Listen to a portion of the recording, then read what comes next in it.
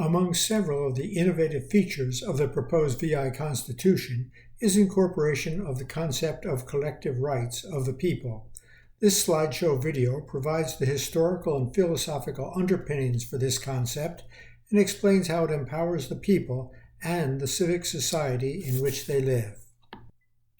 Classical Greek philosophers asked why human beings, of all animals, came to dominate life on Earth. The answer they proposed was that humans dominate life on Earth due primarily to their capabilities in two areas: their ability to reason and their ability to work together in societies. The key insight is that there is a symbiotic relationship between the individual and the society in which they live. Humans as individuals are amazing creatures in that they have the capacity for abstract thought. They are capable of envisioning objects, events, and ideas from perspectives outside of their own bodies. They demonstrate imagination, wonder, and awe. They can draw upon information and ideas from multiple disciplines and combine that information in new ways. They create objects and machines that exist in no other place in nature outside of human civilization. Individual abilities and accomplishments, however, pale in comparison to the capabilities and accomplishments of humans working together in societies. Presumably, hunter-gatherers of 12,000 years ago had the same innate capabilities for reason as their modern counterparts. With the development of agriculture, however, came the ability of humans to live together in ever larger communities and for societies to evolve through family groups, tribes, city-states, nations, and worldwide organizations. Human societies have become so large and so complex that humans are required to specialize to a degree unmatched in history. Examples include specialization of workers within a factory, or the multiplicity of business enterprises within a complex economy, which is in turn guided by an overarching structure of government which not only serves to protect and support its citizens, but also coordinates with other governments that operate with their own sets of laws and traditions. An individual may be creative and industrious, but working together within societies, humans build railroads, highway systems, and nuclear power plants.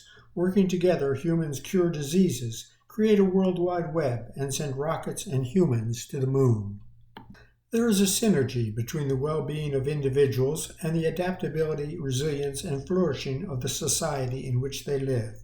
This simple graph indicates the basic concept. Human society could not flourish were it not for the rational abilities and active support of the individuals. Individuals could not reap the benefits of education, health, security, and creativity if it were not for the resources and support of society. Society, of course, is not a separate entity in and of itself. It is the collective behavior of a group of people as defined by their customs, culture, laws, and structure of government. Each individual contributes some amount of effort to personal advancement and some effort to the benefit of others. Human flourishing is optimized when the combined contributions of all members of society achieve the proper balance. A well-designed structure of government can facilitate achievement of that balance by ensuring the rights of both individuals and society. Rights, however, cannot be absolute. U.S. Supreme Court Justice Oliver Wendell Holmes, Jr., in the 1919 landmark case Schneck v. United States wrote, quote, "The most stringent protection of free speech would not protect a man in falsely shouting fire in a theater and causing panic." Justice Holmes' point was that freedoms guaranteed in the Constitution are not unlimited.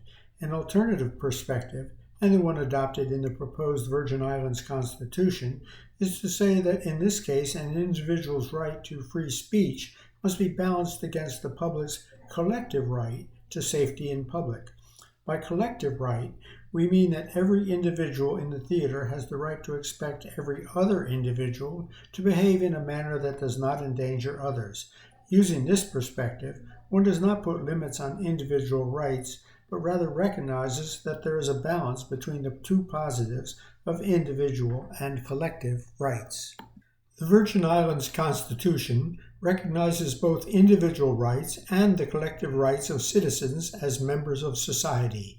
Individual rights include freedom over one's own mind and own body, freedom of speech, freedom of religion, freedom of association, freedom to own property, and a right to privacy. Collective rights are those that relate to living in a modern society.